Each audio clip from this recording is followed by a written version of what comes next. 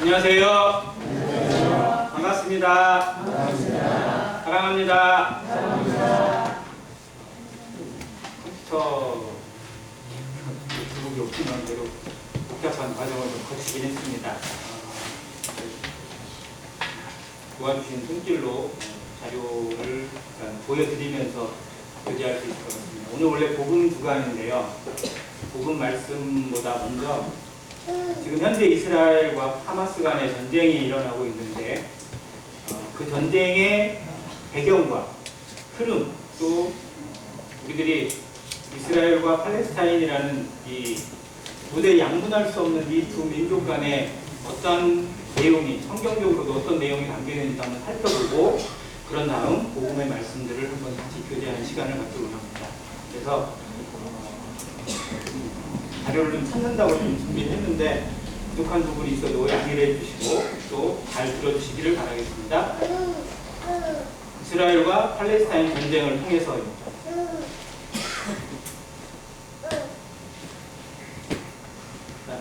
이스라엘과 팔레스타인 세계 최대의 타약고로 알려져 있습니다. 정말 누구에게 뭐라고 말을 해야 될지 모르겠지만 이스라엘이 독립한 이후로부터 거의 전쟁이 끊이지 않는 땅이고요. 이스라엘 면적은 진짜 우리나라의 강원도 정도밖에 안 됩니다. 그러니까 훨씬 작아요, 우리나라보다. 근데 그 좁은 땅덩어리에서 얼마나 많은 일이 일어나고 있는지, 그리고 그 일 하나하나가 세계사에 얼마나 중요한 영향을 미치고 있는지를 생각해보면 정말 이게 하나님이 세우신, 하나님께서 부르신 나라, 그리고 세상의 중심에 있는 그 이스라엘이라는 곳을 눈여겨보지 않을 수가 없습니다. 자, 그런데 이스라엘과 팔레스타인은 같은 땅을 두고 두 민족이 서로 내 땅이다, 서로 우리 땅이다 라고 싸우고 있어요. 이제 땅 따먹기를 하고 있는 건데, 이스라엘은 아브라함으로부터 물려받은 하나님이 주신 땅이다, 우리 선민에게 주신 하나님의 약속의 땅이기 때문에 우리는 민족적으로 무조건 이 땅을 가져야 된다.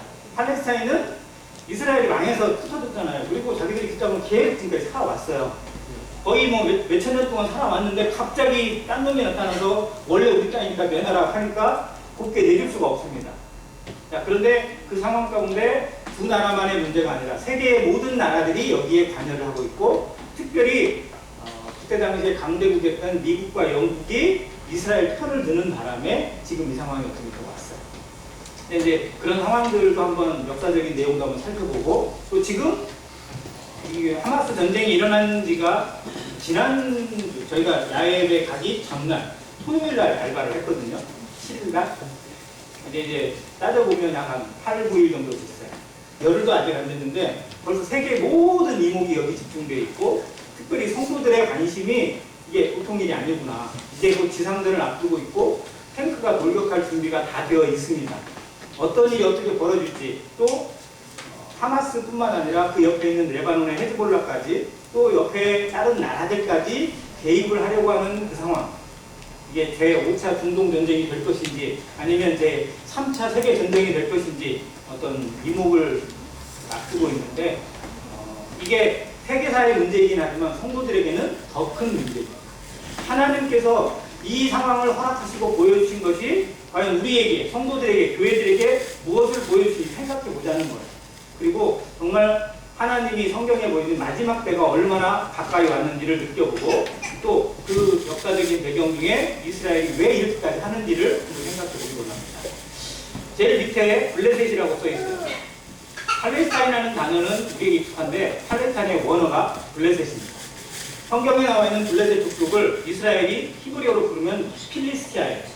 이 필리스티아라는 단어를 영어로 옮겨 읽으면 팔레스타인입니다. 그래서 팔레스타인 하는데 실상은 다윗과 골리앗 전쟁, 블레셋과의 이스라엘 전쟁을 생각해 보면 돼요. 그래서 해양 민족이었고 노력하는 민족이었는데 그 민족이 지금 이스라엘 땅에 거주하게 되면서 갈등이 지금까지 되고 있습니다. 이 상황들이 어떻게 될 것인지를 같이 한번 살펴보도록 합니다.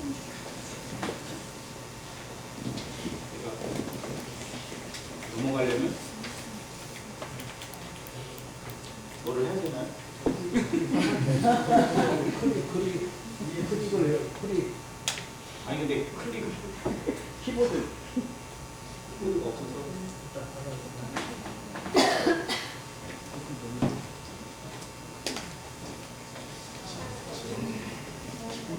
도움이 필요할 것 같은데.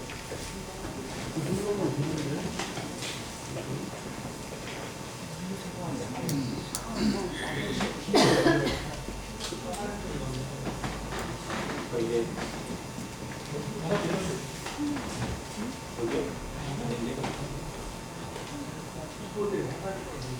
여기 키보드가 여기 없어서. 오른쪽으로 돌려준 거 없어요? 화살표? 키보드를 가져와가지고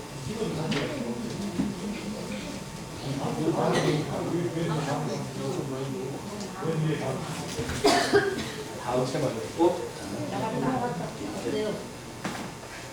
걔네 이스라엘 영토의 변화를 잠깐 보겠습니다. 세계적인 부분인데요.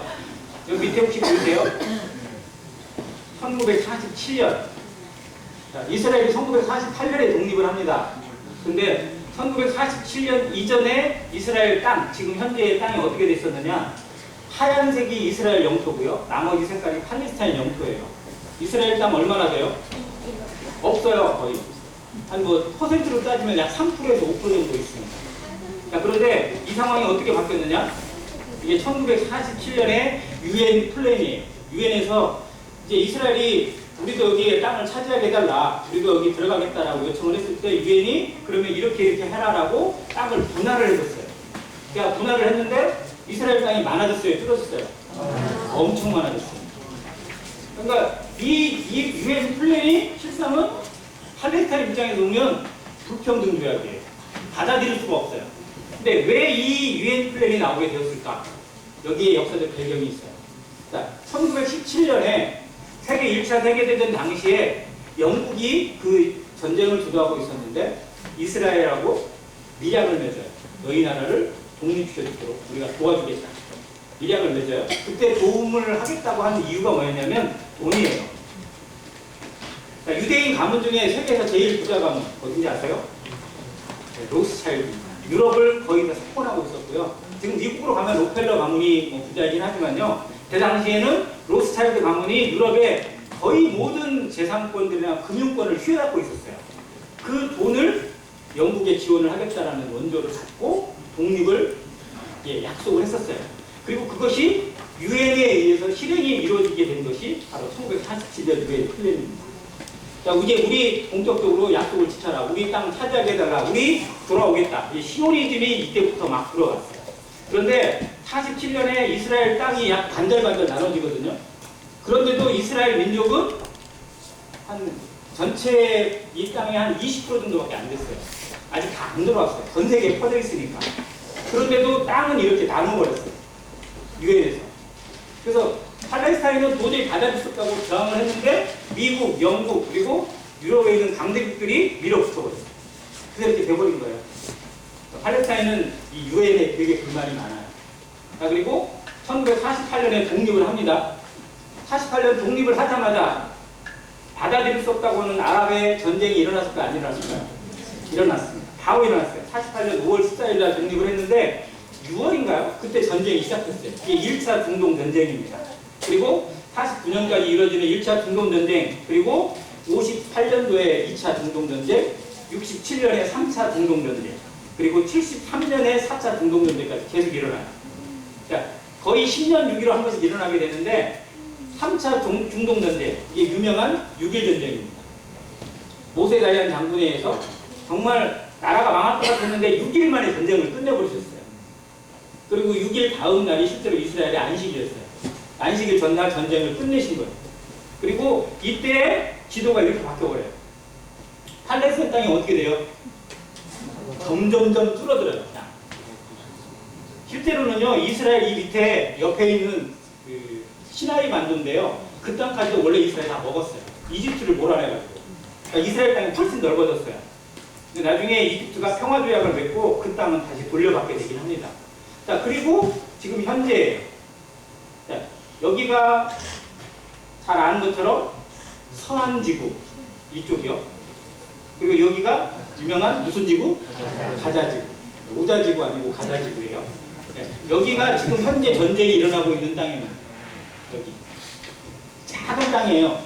이스라엘 전체 면적이 무슨 땅만 알아요? 우리나라? 강원도만 해요. 그럼 여기는 얼마나 많겠어요?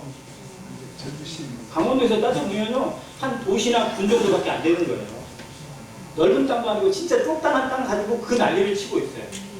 자, 이 모습을 한번 생각해 보고요. 다음으로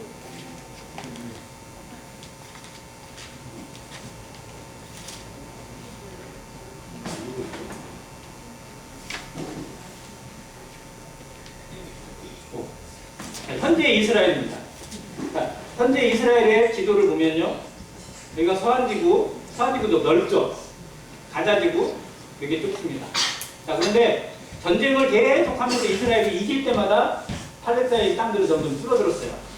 자, 그런데 요 위에 한 군데 알아야 될 게 뭐냐면 시리아 옆에 여기 또 녹색, 갈색 지국이 하나 있어요. 이게 골란고원입니다. 근데 이것도 원래 유엔에서는 팔레스타인 민족이 구할 수 있도록 세 군데로 나누어서 팔레스타인 민족이 구할 수 있도록 하자라고 골란지구도 넘겨라 라고 했는데 이스라엘이 이건 강제로 병합해버렸어요.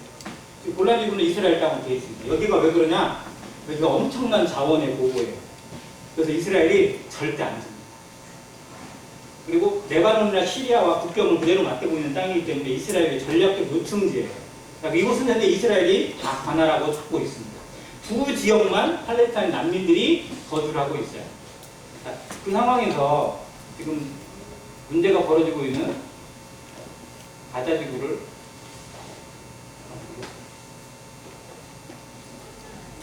팔레스타인 가자지구 혹시 흰 글씨 읽어주세요.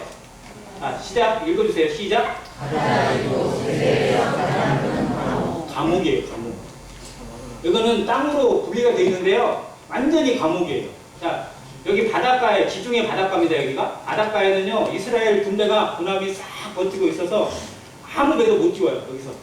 나가는 배마다 군함에서 다 통제가 되어 있어요. 바다 못 나갑니다. 자, 여기서부터 해서 검문소가 6개가 되어 있어요. 이쪽에 다.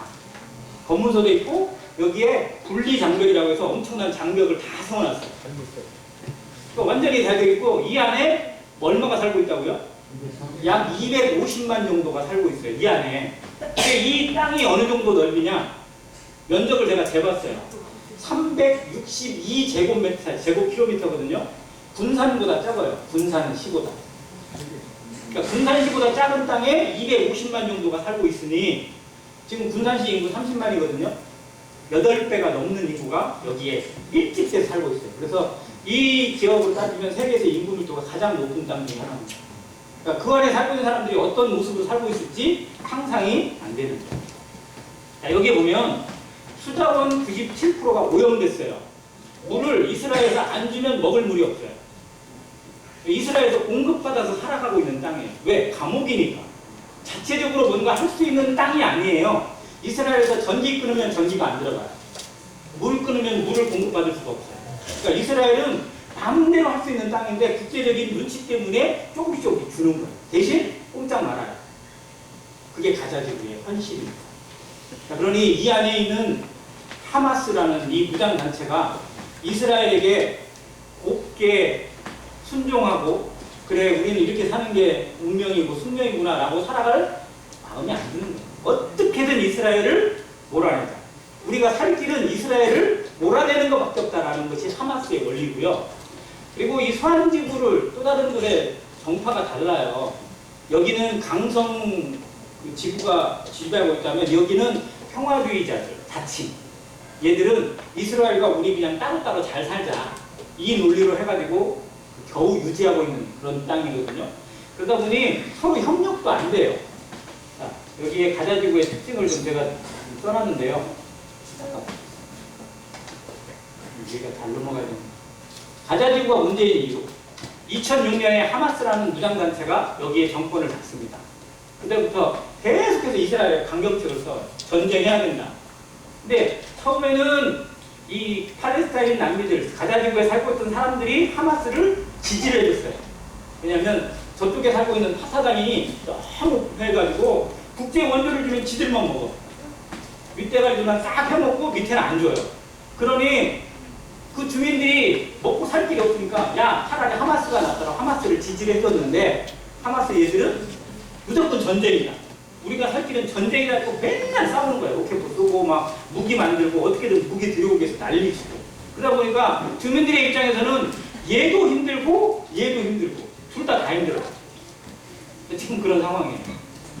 그러니까 정말 그야말로 난민들입니다. 자, 아까 가자 지구에 250만 정도가 살고 있는데 그 중에 그럼 하마스가 얼마나 될까요? 하마스 무장단체가 3만 명이 안 돼요. 실상. 그러니까 250만 명을 다 대표하는 게 아니고요. 실제로 3만 명이 모든 것을 다 쥐고 하는 거예요. 꼼짝 말아요. 얘들은 절대 권력자예요. 말 안 들으면 자기 동족 죽여버려요. 이스라엘도 죽이는. 그러다 보니까 하마스도 실상은 이 팔레스타인 입장에서 보면요. 얘들도 무서워. 그리고 얘들은 너무 썩었어. 그러니까 어디다 기댈 데가 없어요. 불쌍한 사람들이 이 난민들입니다. 자, 그런데 하마스가 전쟁을 시작했어요. 그리고 지금까지 하마스와 이스라엘 간의 전쟁이 수없이 있었습니다. 근데 통계를 보니까 하마스가 이스라엘 군인 한 명을 죽여요. 예를 들어서. 그러면 이스라엘이 보복을 하는데 몇으로? 1대 100으로 죽여요. 이스라엘 군인 한 명당 너희들 100명은 죽어야 군이 풀리는 거예요. 자, 이게 72년도에, 아니, 2012년도에 전쟁이 한번 있었거든요. 그때 이스라엘 민간인 10명, 군인 3명이 죽었어요. 총 13명이 죽었습니다. 그리고 이스라엘이 보복 공격을 해가지고 팔레스타인 그쪽에 1,400 열 몇 명을 죽였어요. 그렇게 해야 군이 풀리는 거예요. 근데 지금 이스라엘이 갑작스럽게 기습을 당해가지고 1,몇백 명이 죽었어요. 특히 민간인들이 많이 죽었습니다. 그러니까 이스라엘의 입장에서 보면요. 1,000명이 넘게 죽었으니까 1대 100으로 따지면 몇만 명을 죽여야 돼요? 10만 명 이상을 죽여야 끝이 나는 거예요. 이게 어떻게 끝이 날지 정말 장담하기 어려운 상황입니다. 자, 이스라엘의 정권을 쥐고 있는 총리 혹시 아세요? 베냐민 네탄야후입니다. 이 사람이 온건팔까요? 강력할까요? 극강력합니다. 지금 역대 총리 중에서 제일 강력해요. 그런데 총리 밑에 국방부 장관이 더 중요하잖아요. 그리고 전쟁 때는. 이 국방부 장관이 새로 임명이 됐거든요. 이 사람은 베냐민 네탄야후는 아무것도 아닌 강경파예요. 이 사람은 다 쓸어야 된다는 거예요. 쓸어내버려야 돼. 이 기회에 쓸어야 된다고 생각하는 사람이 국방장관이에요. 그러다 보니까 전쟁은 불가피하게 일어날 수밖에 없는 상황으로 가고 있었어요. 자, 하마스 입장에서는 언제 쳐들어올지 모르니까 우리가 먼저 선수를 쳐야 된다라고 준비를 했던 게 지금 기습이고요. 이스라엘은 너희 이렇게 했어? 기다려. 갚아줄게. 라고 지금 준비하고 있습니다. 아무튼 이런 모습을 보게 되고 그러면 서한지구로 볼게요. 자, 서한지구는 가자지구에 비해서 땅이 넓어요. 그리고 중간에 서한지구에 여기 쏙 들어가는 이 자리가 예루살렘입니다. 예루살렘은 팔레스타인 땅도 아니고 이스라엘 땅도 아니고 유엔에서 관리하는 중립땅으로 되어 있어요. 지금 현재도. 그런데 예루살렘의 동쪽은 이슬람 세계, 팔레스타인 주민들이 거의 통치하고 있고 서쪽은 이스라엘 사람들이 많이 살고 있어요. 자, 그래서 이스라엘이 이 전쟁을 하는 가장 중요한 목적 중에 하나는 이 예루살렘입니다. 예루살렘을 자기 땅으로 만들기 위해서. 예루살렘을 자기 땅으로 만드는 이유가 뭐예요? 뭐 하기 위해서? 성전을 짓기 위해서. 성전을 지어야 될 그 자리에 뭐가 세워져 있어요? 황금돔이 세워져 있습니다. 전쟁을 빌미로 황금돔을 밀어낼 수만 있으면 더욱이 좋아요. 이스라엘. 자, 6.1 전쟁이 일어날 때 모세 다이안 장군이 그 황금돔을 로켓 공격으로, 미사일 공격으로 파괴하려고 했었어요. 이때가 기회다. 이때 아니면 더 이상 기회가 없을 수도 있다라고 파괴하려고 했는데 결국 국제사회에서 미국에서 강력하게 반대해가지고 못했어요. 근데 지금 이 기회에 이걸 할 수도 있습니다. 자, 서한지구는 파타라는 당이 지배하고 있어요. 그래서 이스라엘하고 잘 협력을 하려고 합니다. 지금 현재 미국 국무장관이 여기에 가 있는데 이 파타에 수반하고 지금 협상을 하고 그렇게 하고 있어요. 자, 근데 A 지역, B 지역, C 지역으로 나눠져 있어요. 지도상에 조금 잘 나올지 모르겠는데 좀 진한 색이 A 지역입니다. 여기는 팔레스타인 주민들만 거주하는 지역이에요. 자, 그러면 색깔이 약간 연한 색, B 지역, 이런 색들입니다. 요 밑에 이런 것들이나 이런 색은 뭐예요? 같이 있어요. 이스라엘이 같이 공존해요. 그러니까 팔레스타인 땅이 아니에요. 이스라엘이랑 같이 살아요. 자, 그리고 하얀색이 있어요. 야, 서한지구가 요만큼인데 하얀색이 훨씬 많아요. 이 하얀색은 뭐예요? 유대인 정착촌입니다. 약 60만 명의 유대인이 여기 들어가 살고 있어요. 자, 유대인들은 이 서한지구에 팔레스타인 주민이랑 같이 살면 좋을까요? 안 좋을까요? 안 좋겠죠. 근데도 들어가요. 왜 들어갈까요? 계속 회방을 해가지고 몰아내요. 그래서 막 시비를 걸어요. 그래서 B지역에서는요 계속 시비가 붙어요. 그리고 B지역에서 시비가 붙잖아요. 그러면 유대인 자치 경찰들이 쭉 있거든요. 이 사람들이 때는 이때다 해가지고 가가지고 막 난리를 쳐버려요. 계속 뿌리는 거예요. 그래서 서한지구가 넓지만요 실상 팔레스타인 땅은 얼마 안 돼요. 그러니 서한지구에 살고 있는 이 팔레스타인 난민이 300만 명인데 이 사람들도 불안하게 매일 다니에요. 해도 너무한다 이거예요. 자, 예루살렘 차지하려고 그러죠? 요 밑에 있는 땅이 있어요. 여기 유대인들에게 제일 중요한 땅 중에 하나예요. 헤브론입니다.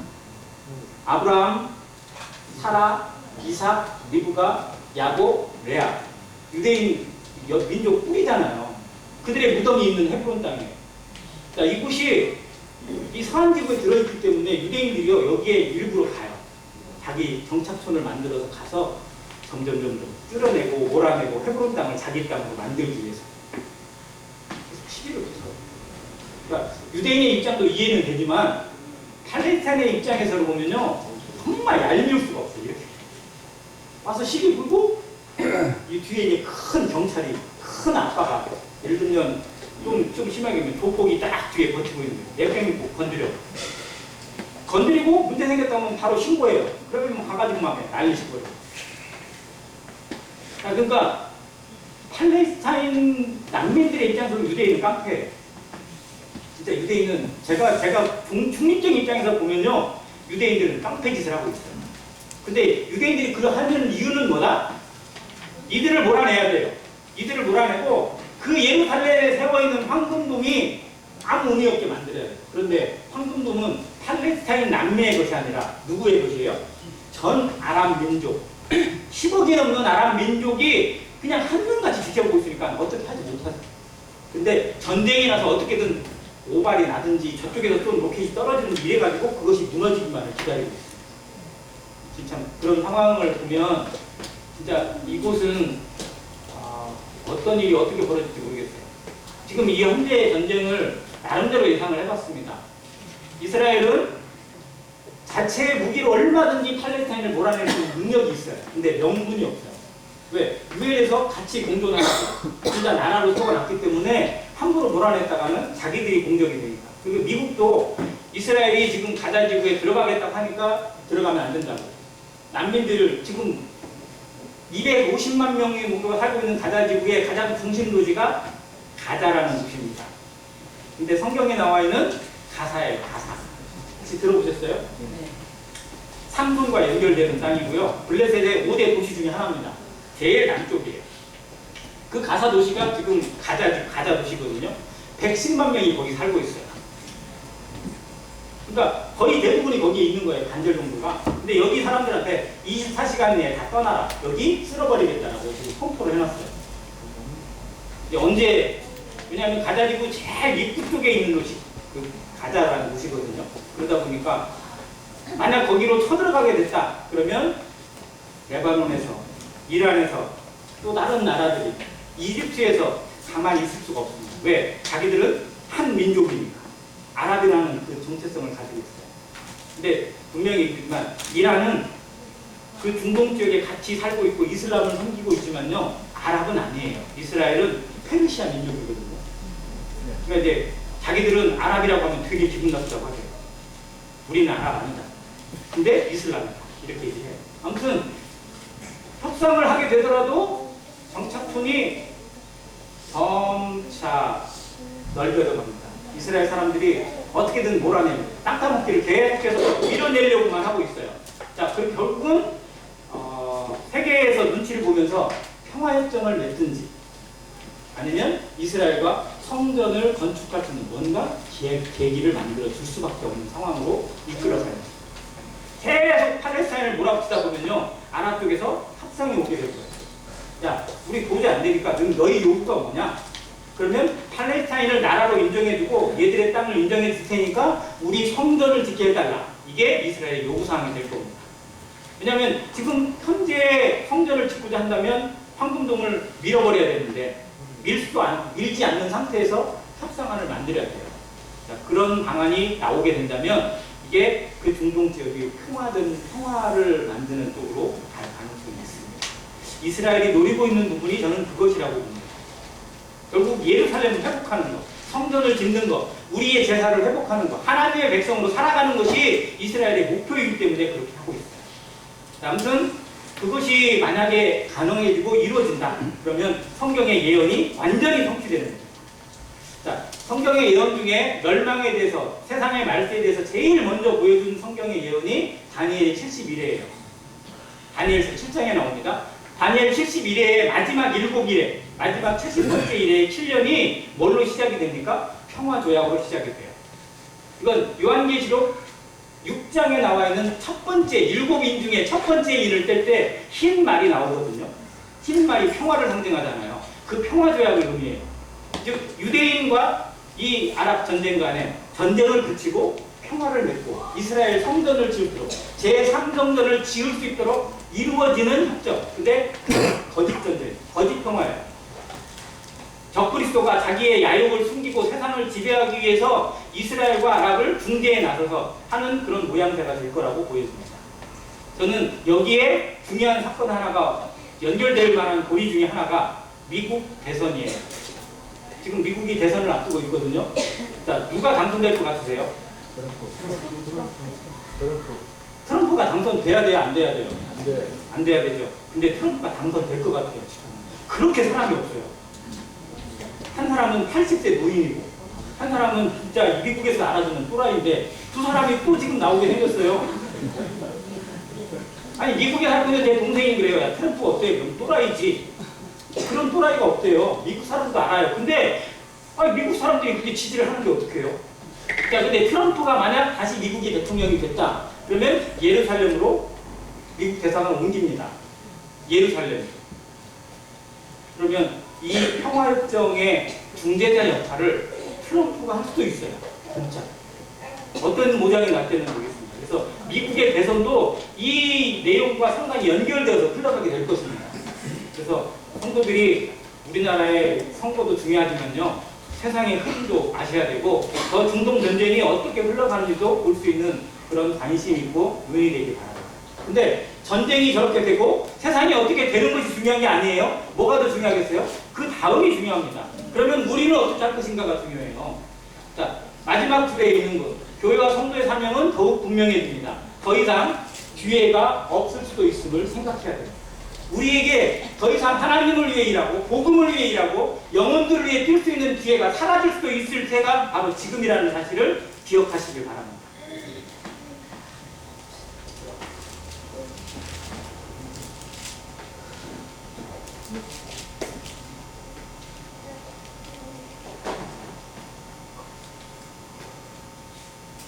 복음을 듣고 믿으라. 그 어떤 나라도 정치가나 재력가도 전쟁을 그치게 못합니다. 세상에 임할 마지막을 막을 수 있는 인생은 아무도 없습니다. 아무리 평화협정을 맺고 아무리 조약을 맺어도요. 세상의 마지막을 막을 수 있는 사람은 아무도 없습니다. 하나님이 정하셨기 때문에 그렇습니다. 인생은 깨달아야 합니다. 하나님의 예정하신 말씀과 예언은 문자 그대로 이루어질 것입니다. 지금 이루어져 가고 있고요. 성경의 모든 예언의 97%, 8%가 이루어졌습니다. 안 이루어진 거 지금 마지막 7년 대환란만 남아있습니다. 어떤 모양으로 이루어질지 너무도 분명한 이 시기에 우리가 무엇을 위해 살아야 되는지 다시 생각해야 됩니다. 교회가 무엇을 위해 존재하고 있는지, 내가 이 땅에 살고 있는 목적이 무엇인지 깊이 생각하고 한 영혼에게라도, 한 사람에게라도 다가갈 수 있는 발걸음이 되고 나의 인생 하루하라도 단 1시간이라도 하나님께 기쁨이 되고 예배가 되고 영광이 되기를 간절히 원합니다. 이제 준비된 복음 말씀 시간 들어보겠습니다. 계속 보시네요.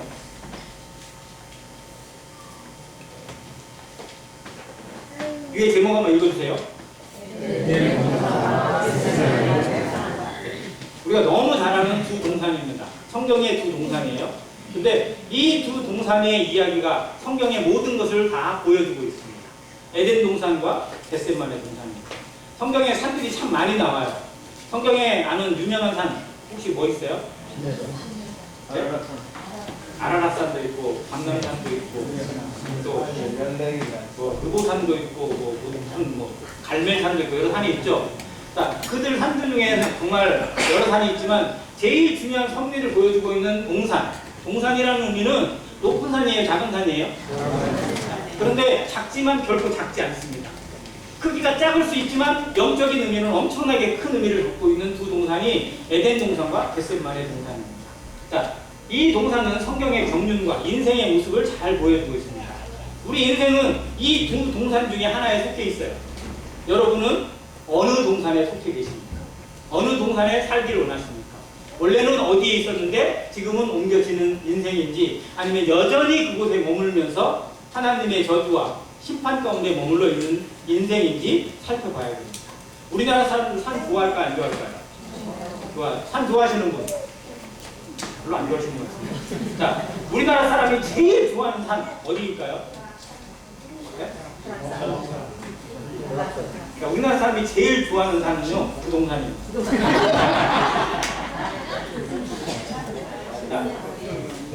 아니, 그 어떤 산에 올라갈 생각 안 해요. 그냥 어떤 부동산이 좋은지만 되게 관심이 많아요. 자, 우리는 어떤 동산에 살 것인지 한번 보시기 바랍니다. 자, 에덴 동산입니다. 에덴 동산은 낙원입니다. 말 그대로 창조의 중심이었어요. 하나님께서 세상의 모든 만물을 다 지으시고 순서대로 지으시고 경륜 가운데 지으시고 그 에덴의 동산을 창설하시고 에덴 동산은 누구를 위해서 지어주신 거예요? 아담과 하와를 위해서 지어주셨습니다. 자, 그런데 그 에덴에서부터 강이 발원을 해요. 그 에덴에서 발원해서 동산을 적시고 사방으로 흘러갑니다.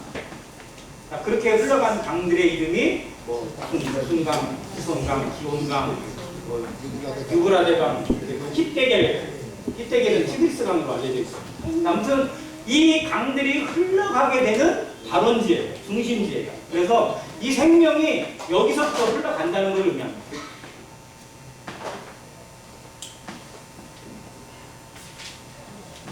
생명이 여기서부터 흘러가요. 하나님이 지으신 동산에서부터 하나님이 지은 생명으로부터 사방으로 흘러가게 되는 생명의 중심이 바로 에덴 동산이었습니다. 그리고 에덴에는 인류 최초의 집이 만들어지고요. 정원이 만들어지고 농장이 생깁니다. 자, 근데 농장인데 실상은 아담은 일하지 않아도 돼요. 그냥 관리만 하고 걷어들이고 그리고 살피는, 그리고 아담에게 주어진 사명이 있죠. 생육하고 번성하여 충만하라. 땅을 다스리라. 땅을 정복하라. 아무튼 세상을 다스리고 정복할 수 있는 그 권한과 책임이 주어져 있고 모든 동식물들에게 이름을 부여할 수 있는 특권이 주어져 있습니다. 질서를 회복하고 질서를 부여하고 관리할 수 있는 책임이 아담에게 주어져 있습니다. 자, 그리고 그곳에 동산 중앙에 두 나무가 있어요. 하나는 생명나무, 그리고 또 하나는 선악나무. 선악을 알게 하는 나무도 있어요. 저는 게 선악나무라고 써봤습니다. 그런데 생명나무는 하나님의 생명에 참여하는 나무고요. 선악을 알게 하는 나무는 하나님과 교류가 되어지게 하는 통로예요. 어떤 분들은 왜 선악과를 만드셔가지고 어렵게 만들었냐고, 왜 힘들게 만들었냐고 하는데요. 선악과가 없었으면 하나님을 섬기는 건지 안 섬기는지 알 수가 없어요. 기준이 생기는 거예요. 기준이. 누구를 사랑하는데 어떻게 사랑하는지 기준 자체가 만들어지는 것이 바로 선악을 알게 하는 나무였습니다. 그래서 이 선악을 알게 하는 나무가 없다. 그러면 인간은 하나님을 섬기고 하나님을 사랑하는 것이 로봇이에요. 그냥. 그렇게 하게 되어 있어요. 그냥. 프로그램이 되어 있는 거예요. 그런데 선악을 알게 하는 나무를 통해서 자기의 자유의지로 하나님을 찾아갈 수 있고 하나님 앞에 순종할 수 있는 진짜 만물의 영장의 모습을 갖게 하신 거예요. 이게 실제로 인생의 복입니다. 여러분의 삶이 로봇이라고 생각해 보세요. 아침에 일어나면 7시에 무조건 기상. 10분 동안 회수하고 뭐하고 밥하고 뭐하고 딱 정해져 있어요. 이게 하나님께 영광이 될까요? 우리에게 기쁨이 될까요? 즐거움이 될까요? 정말 우리가 그런 로봇 위에 산다면 이게 정말 하나님하고 무슨 관계가 있어요? 연관이 안 되는 거예요. 하나님은 그런 관계를 원치 않으셨어요. 사람이 하나님을 정말 믿고 따르고 섬기고 순종하는 모습 속에서, 그리고 그 인생에게 하나님의 모든 것을 부여하고 베풀고 교류하고 소통할 수 있는 단계를 원하셔서 그 소통의 통로로 선악을 알게 하는 나무를 주신 겁니다. 어디를 따를 것인지, 누구를 믿고 섬길 것인지 그 기준점이에요. 자, 이 나무가 대단히 중요합니다. 이거를 우습게 여기거나 아주 귀찮게 여기서는 안 돼요. 성도들은 이 선악을 알게 하는 나무에 대해서 안 믿는 사람들에게 자신 있게 설명해 줄 수 있어야 돼요. 왜 만들었대? 하나님 이렇게 말씀하지 마시고 정말 그것이 하나님을 하나님답게 하고 인간을 인간답게 만드는 하나님의 은혜였다는 사실을 기억하시기 바랍니다. 자, 그런데 아담과 하와가 이 에덴 동산을 제대로 지켰어요? 하나님의 말씀을 지켰어요? 못 지켰어요. 무엇에 의해서? 뱀의 유혹에, 마귀의 거짓말에 속아서 하나님의 말씀을 걷어찼습니다. 무시했어요. 하나님의 명령을 짓밟고 마귀의 유혹을 따랐어요. 이게 죄입니다. 마귀가 거짓말로 속입니다. 근데 마귀의 말을 잘 전에도 얘기했지만 마귀가 했던 말들 잘 들어보세요. 하나님이 너희들어 동산의 모든 나무의 실과를 먹지 말라고 하시더냐? 라고 했어요. 그랬더니 여자가 뭐라고요? 아니라 우리가 다 먹을 수 있는데 뭐라고 했어요? 동산 중앙에 있는 나무의 열매는 먹지도 말고 만지지도 말라고 했대. 너희가 죽을까 하노라. 자, 여자가 했던 말 중에 틀린 것이 두 가지가 있는데요. 잘못된 것이. 첫 번째는 동산 중앙에 있는 나무는요, 선악을 알게 하는 나무가 중심이 아니에요. 생명나무가 중심입니다. 생명나무 먹지 못하게 하신 게 아니에요. 근데 먹어도 되는 하나님의 은혜가 되는 생명나무는 안 보이고 먹지 말라고 하는 선악에 앓는 나무만 그것만 크게 보이는 거예요. 그게 약해진 거예요. 그리고 두 번째는 만지도 말라 죽을까 하노라 라고 하는 말. 직접 들은 게 아니었기 때문에 이렇게 말했다고 분별이 되긴 하는데 아무튼 거기에 마귀가 바로 쳐요. 아니라 너희가 결코 죽지 않는다. 하나님 말씀을 뒤집죠. 그러면서 뭐라고 하냐면 너희가 그것을 먹는 날에는 첫째 어떻게 된다고? 너희 눈이 밝아진다. 자, 이 눈이 밝아진다는 말은 맞는 말이에요? 틀린 말이에요? 맞는 말이에요. 눈이 밝아져요. 이게 실제로 그게 먹었을 때 눈이 밝아졌으니까. 자, 근데 눈이 밝아져. 그 뒤가 중요해요. 어떻게 된다고? 하나님처럼 된대요. 자, 그러면 눈이 밝아지면 하나님처럼 되는 거예요. 근데 이거에서 잘 생각해야 되거든요. 눈이 밝아지는 게 좋은 건지 안 좋은 건지 이거를 생각했으면 여기에 유혹에서 이겨낼 수 있어요. 그러니까 어떤 말씀을 들을 때 정말 하나님의 말씀과 맞는가라고 묵상하고 기도하면 분별할 수 있는 지혜가 생겨요. 그런데 무턱대고 받게 되면 이 여자처럼 바로 그냥 까먹게 돼요. 자, 마귀의 말은 100% 거짓말로 속이지 않습니다. 보이스피싱도 적당히 미끼를 던져서 속이는 거지 처음부터 말도 안 되는 뻥을 쳐가지고 속이지 않아요. 그렇게 하면 속을 사람도 없고. 그래서 그럴싸하게 진짜 막 예를 들어서 검찰청에서 막 전화가 왔다고 하면 사람들이 막 찔리잖아요. 응? 뭐지? 뭐 때문에 왔지? 막 이렇게 될 수 있는 그런 가운데 그럴싸한 말로 속이고 거기에 걸려 넘어지게 합니다. 마귀의 말이 그래요. 야, 절대 죽지 않는다. 너희가 그걸 먹는 날에 너희 눈이 밝아서 하나님처럼 돼. 그러니까 하나님이 먹지 말라 하니까 먹어봐. 정말 괜찮아. 정말 끝내주는 거야. 라고 속였어요. 그런데 진짜 먹었습니다. 남편에게 줬어요. 둘 다 같이 먹었어요. 먹었더니 눈이 밝아졌어요. 근데 밝아졌는데 하나님처럼 된 게 아니고 어떻게 된 거예요? 갑자기 야가지고 하나님이 보이는 게 내가 보이는 거예요. 어? 이? 뭐야? 벌거벗었네. 가리고 숨고 하게 돼요. 죄가 오는 통로가 어떻게 왔는지를 생각해 보면요. 마귀가 얼마나 이 에덴 동산을 무너뜨리기 위해서 치밀하게 작업을 했는지 알게 되고 지금도 성도들이 살고 있는 이 교회를 무너뜨리기 위해서 교회를 파괴하기 위해서 얼마나 집요하게 공격하고 있는지 보게 됩니다. 얼마나 많은 거짓말로 성도들의 관계를 흐트러뜨리고 성도들의 질서를 무너뜨리고 교회를 어지럽게 하고 있는지 마귀가 하는 일들이에요. 지금도 끊임없이 수고하고 있고 노력하고 있고 애를 쓰고 있는 마귀를 보게 됩니다. 그들이 에덴 동산에서 더 뱀의 유혹에 속아서 열매를 먹고 저주가 시작됐습니다. 에덴 동산을 상실했어요. 잃어버리게 됐습니다. 쫓겨나게 되었어요. 하나님의 생명나무에 절대 접근하지 못하는 접근 금지령이 내리게 되었고요. 그들은 밭에 가서 들에 가서 땅을 파야 됩니다. 땀을 흘려야 됩니다. 수고해야 됩니다. 애를 낳는 고통을 더하게 하셨어요. 애를 낳는 것이 여성에게 원래는 복이에요. 복. 하나님이 주신 위대한 사명이잖아요. 생육하고 번성하여 충만하라. 그러려면 낳아야 되잖아요. 이게 하나님의 사명을 이루는 거거든요. 근데 거기에 어마어마한 고통이 따르게 하셨고 그것이 벌처럼 여겨지게 하셨어요. 수고해서 땀을 흘려야만 겨우 음식을 먹을 수 있는 그러한 모습으로 전락되고 있습니다. 열심히 일하는 게 나쁜 게 아니잖아요. 그런데 수고해도 수고한 만큼 얻지 못하는 현실을 보게 하면서 그것이 죄의 결과라는 사실을 보게 합니다. 세상 사람들 정말 열심히 일해요. 정말 잠자는 시간도 아끼고요. 모든 시간 아껴서 정말 철저하게 고민하고 일하고 노력합니다. 그런데도 인생에 만족이 없어요. 수고하고 애를 쓰는데도 인생의 평안함을 잃어버립니다. 계속해서 다람쥐 쳇바퀴처럼 살게 해요. 그게 죄의 결과입니다. 인생의 모든 슬픔, 눈물과 죽음의 모든 원인은 바로 이 죄로부터 시작됐다는 사실을 에덴 동산이 보여주고 있습니다. 에덴은 아름다운 시작이 있었어요. 좋은 시작을 가지고 있었습니다. 그런데 실패했어요. 무너졌습니다. 철저하게 무너져 버렸어요. 마귀에게 속아서. 죄가 시작되는 통로가 되었고 죄로 말미암아 모든 인생이 죄인 되는 비극을 낳게 하는 시작이 바로 에덴이었습니다. 하나님의 위대한 시작에 죄를 뿌린 마귀의 시도 그리고 마귀의 그 계획이 성공적으로 이루어지는 것 같은 곳 바로 에덴입니다.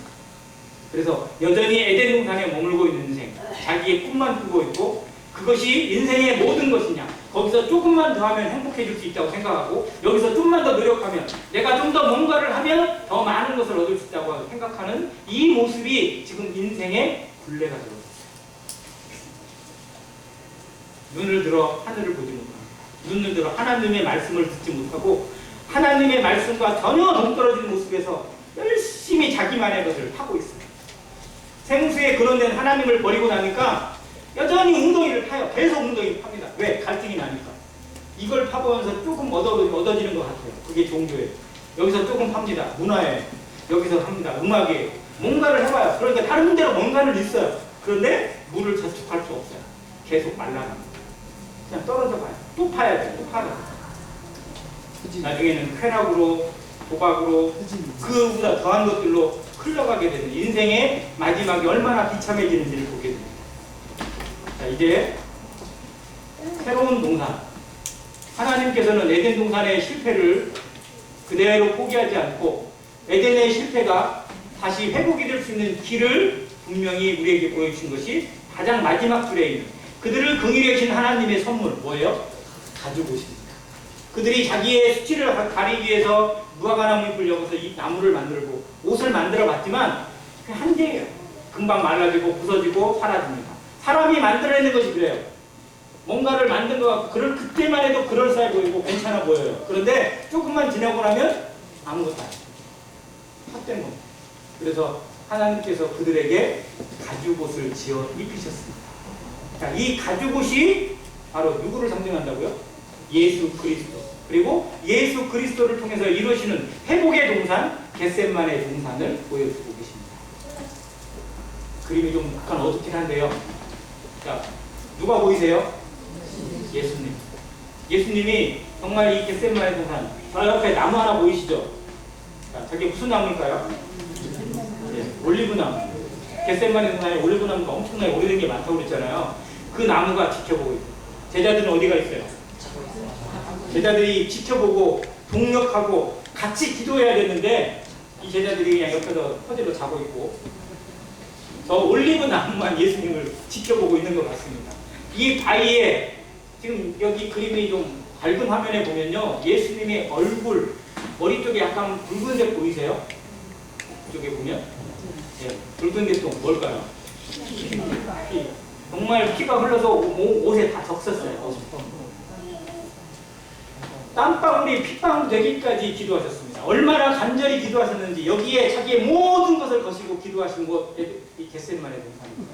겟셋만의 동산의 히브리 원어가 뭐였다고요? 가트 휴마인. 이게 올리브 기름 짜는 틀입니다. 정말 기름을 짜내듯이 짓이기고 부서뜨리고 누르고 짜내듯이 자신의 몸을 자신의 모든 것을 내려놓고 쥐어 짜듯이 하시는 기도가 바로 겟셋만의 기도, 예수님의 기도였습니다. 이 기도를 통해서 하나님께 나아갈 수 있는 길을 여시고 모든 죄인들이 하나님께 돌아갈 수 있는 구원의 길을 여셨습니다. 하나님에게 잃어버렸던 에덴 동산을 회복할 수 있는 생명의 길, 은혜의 길을 여시기 위해서 예수님은 자기의 몸을 버리셨습니다. 자존심을 내어버리시고 하나님의 아들이라고 하는 특권을 내어버리시고 이 땅에 가장 낮은 모습으로 오셔서 가장 외롭게, 가장 처절하게 투쟁하시면서 기도하신 곳, 바로 겟세마네 동산입니다. 누구를 위해서? 나를 위해서. 나와 같은 죄인 살리시기 위해서, 나같이 망할 수밖에 없는 인생을 건지시기 위해서, 하나님께 돌아갈 길을 내시기 위해서 예수님 이 길을 자청하셨습니다. 제자들에게 도움을 요청하셨어요. 내 마음이 심히 고민하여 죽게 되었으니 너희는 깨어서 나와 함께 기도하라. 너희가 1시 동안도 나와 함께 깨어서 기도할 수 없더냐? 시험에 들지 않게 기도하라고 부탁을 하셨어요. 뭐 얼마나 했다고. 지들끼리 싸움이라고 바꿨지 뭐 얼마나 일했어요? 제자들 솔직히. 근데 뭐가 그렇게 피곤한지 모르겠어요. 인생이 그러잖아요. 어떻게 보면 열심히 산 것 같긴 해도 뭐 했는지 모르게 늘 피곤해요. 정말 피곤에 쩔어 살고 있는 인생의 모습을 많이 보는데 제자들의 모습이 참 그런 모습으로 보여집니다. 하나님은 이렇게 일하시는데, 하나님은 이렇게 잠도 못 주시고 자신의 모습에서 땀방울이 핏방울까지 기도하시고 계시는데 우리는 무엇으로 바쁜지, 무엇을 위해 자기의 인생과 시간을 허비하고 있는 것은 아닌지 한번 제자들의 모습을 보면서, 예수님의 기도를 보면서 우리의 모습을 들여다보시기를 바랍니다. 정말 나는 어떻게 기도합니까? 나는 무엇을 위해서 그렇게 처절하게 기도한 적이 있습니까? 우리가 간절히 기도하고 정말 핏방울은 아니지만요, 땀을 흘리면서 기도하신 적 얼마나 있으십니까?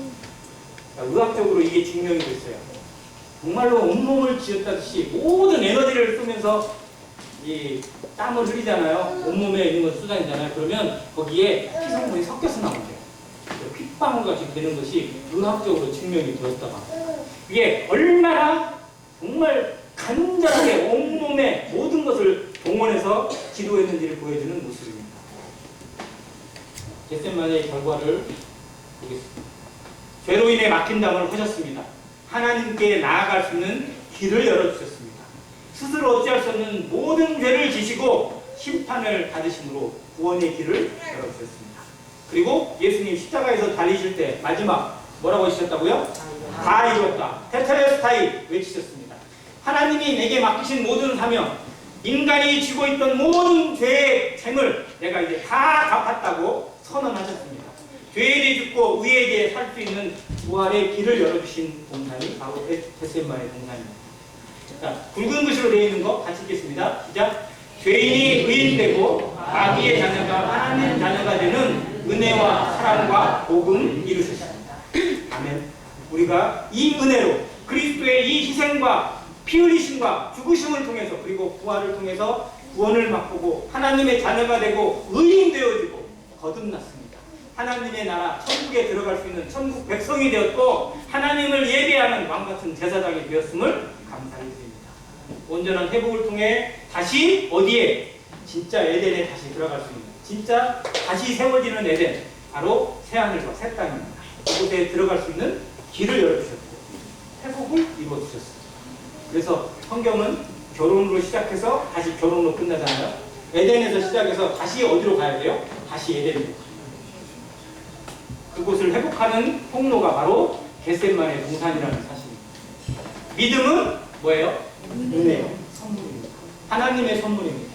하나님의 선물이 주어져 있습니다. 예수 그리스도를 통해서 겟세마네 동산에서 자신을 철저히 내려놓으시고 아버지여 할 만하거든 이 잔을 내게서 옮기시옵소서. 그러나 나의 원대로 마옵시고 아버지의 뜻대로 하시옵소서라고 기도하셨던 예수님, 십자가에 자기를 내어주시고 아버지여 저들을 사하여 주옵소서, 자기가 하는 것을 알지 못합니다라고 기도하셨던 예수님의 그 기도를 통해서, 희생과 죽으심을 통해서 하나님의 선물이 우리에게 주어졌습니다. 선물 받을 때 어떻게 해야 돼요? 왜 이런 걸 주셨어요? 우리 그러잖아요. 안 그러세요? 선물 받을 때 저는 그냥 선물 누가 주면요 감사합니다 이렇게 크거든요. 근데 막 이게 막 염치 없고 막 이런 게 많잖아요. 아이고 안 하셔도 되는데 막 그러면서 그냥 우리 그러고 한국 사람들의 특징 중에 하나예요. 하나님이 주시는데 아이고 하나님 왜 이런 걸 다 주세요? 내가 할 수 있는데 이러면 혹시 모르겠어요. 내가 할 수 있으면 모르겠어요. 근데 할 수 없으니까 주시는 거예요. 내가 할 수 있는 길이 조금이라도 있다면, 1%라도 있다면 예수님이 이 땅에 오실 이유가 없습니다. 사람이 행할 수 있는 길이 0.1%만 있었어도 예수님 십자가에 죽으실 이유가 없어요. 왜? 사람이 하면 되니까. 하면 되니까. 근데 해도 안 되는 거예요. 할 수 없는 겁니다. 죄인의 인간이 스스로를 의롭게 할 수 없습니다. 자기 죄 때문에 죽는 것밖에 할 일이 없어요. 그런 인장을 불쌍히 여기신 예수 그리스도 하나님의 은혜를 어떻게 받을 것인지, 어떻게 거절하고 있는 인생인지 돌아봐야 됩니다. 은혜 받는, 선물 받는 어린아이의 모습처럼 감사함으로 받기 바랍니다. 자, 하나님이 세상을 이처럼 사랑하사 독생자를 주셨으니 이는 저를 믿는 자마다 뭐하지 않고 멸망하지 않고 뭐예요? 영생을 얻게 하여.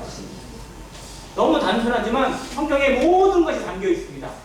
에덴 동산과 겟세마네 동산에서 섭리를 보여주신 하나님의 은혜와 사랑이 이 말씀 한 구절에 다 담겨 있습니다. 마지막 구절 읽고 마치겠습니다.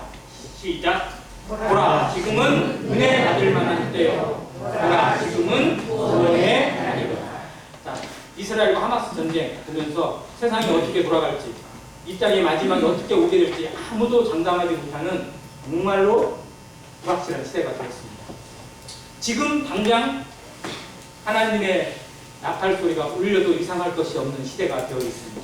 정말 그때가 오기 전에, 그날이 오기 전에, 하나님의 무서운 심판이 시작되기 전에 바로 구원받으시고, 구원받은 성도들은 이 날을 기억하고 하나님 앞에 자신의 삶을 점검하고 어떻게 살 것인지, 나는 받은 달란트를 어떻게 하고 있는 성도인지 깊이 생각하고 살아가는 안일계 성도 되시기를 간절히 바랍니다. 감사합니다.